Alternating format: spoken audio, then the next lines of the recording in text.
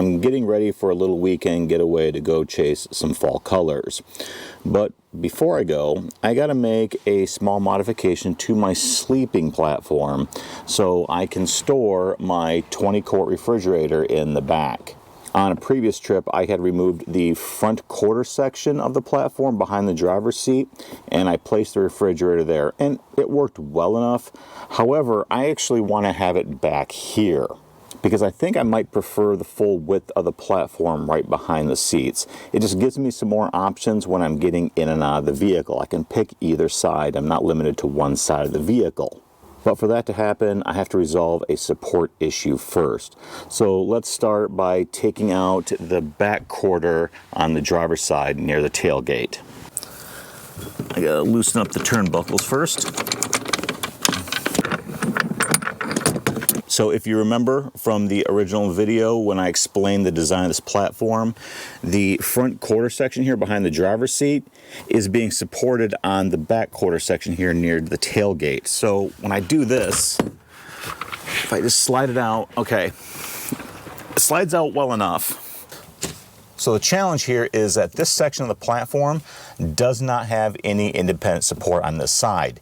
It was resting on the other section that I just removed. So any weight here, right, it's going to pop out. So I need to install a flange so I can put a leg right here so this platform, this section of the platform, can be independently supported when this section back here has been removed. All right, so here's a challenge that I'm looking at. So this part right here is what lies on the lip of the supporting platform. All right, this is the flange I need to install. Now the flanges I've always screwed into the support boards because the screws are kind of long and they're going to punch right through the main sleeping platform. Here's something I didn't know in my last video. These sections of pipe, I actually found these at Lowe's again, pre-cut at 6 inches, 12 inches, and 18 inches. So getting it like this can actually save you some time. So the flange would go up in here something like this, right?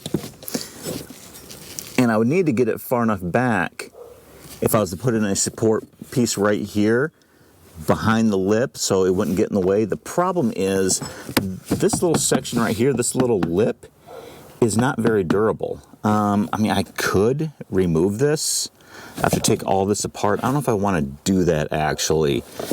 Maybe if I set up something temporary, so it could rest right here, right on the floor where everything else rests. And then maybe use a vice clamp of some sort to hold it in place, at least temporarily. Like, I won't use this very much, so maybe I don't want to screw this into the platform itself. Maybe this can be a secondary support piece. I'm gonna try it like that. All right, gonna slide up right there.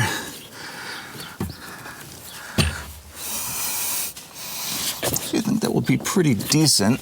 Let me get a vice grip. All right, so that is not pretty, but as long as it holds up for this weekend until I can think of a better long-term solution, that's all I ask for. While I'm at it, I need to reposition this flange a little bit farther over so the leg is actually sitting on the hump of the floorboard between the driver and passenger side.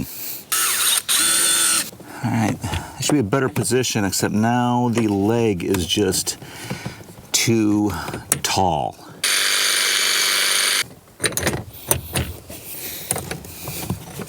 All right, finally got that done. That part has been bugging me for a while. I mean, I originally moved the flange way over to try to put it all the way on the floor on the side of the hump because I was just so tired of hand cutting these pipes, because up until recently, I did not have any power tools for this work. When I knew I was going to be doing some work on this platform, I told myself it's about time to invest in a power saw. I'm really glad I did.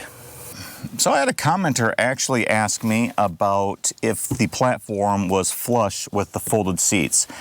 Not perfectly flush, as you can see, but it's flush enough if you're just putting the pillow over it. And I actually like this because the pillow pushes right against the back of the seat here and doesn't slide off. So I hope that answers your question. And here we go. This is my little 20 quart refrigerator. I love this thing. I do need to clean it out a little bit before the trip, but that's a minor issue. But it fits back here. I wanted it back here instead of up front. Usually when I'm eating, I'm doing it out the back of my vehicle. And so it was kind of a minor inconvenience to always have to walk up to the side of the car here and get into it that way when it was being stored up front. So it's nice to have it in the back. This is where I prefer to keep it. As far as a better long-term solution for that leg, I don't know, as I think about it, it might have to be 1 or 2 clamps, right? Something that just tightens on temporarily, because I won't be like this all the time. This is kind of a one-off, but it's nice to have this flexibility. And I can't see, with the way I've designed everything right now, in this iteration of the sleeping platform, I can't see how I can permanently attach that flange onto this quarter section. So it might have to be some type of clamp, maybe not the vice grip. I'll have to go to Lowe's or Home Depot and see what other options I can find. All right, I'm gonna finish up the whole thing later. I do need to get back to work. I was doing this over my lunch break, so I got the fridge in, and I think I have the front quarter behind the driver's seat supported, which I think will be enough for this weekend. I'm looking forward to some fall colors in the mountains, so hopefully I get to vlog a bit about it and share it with you next week. Well, that's all I got for this video. Thanks for tuning in, and I'll see you again next time.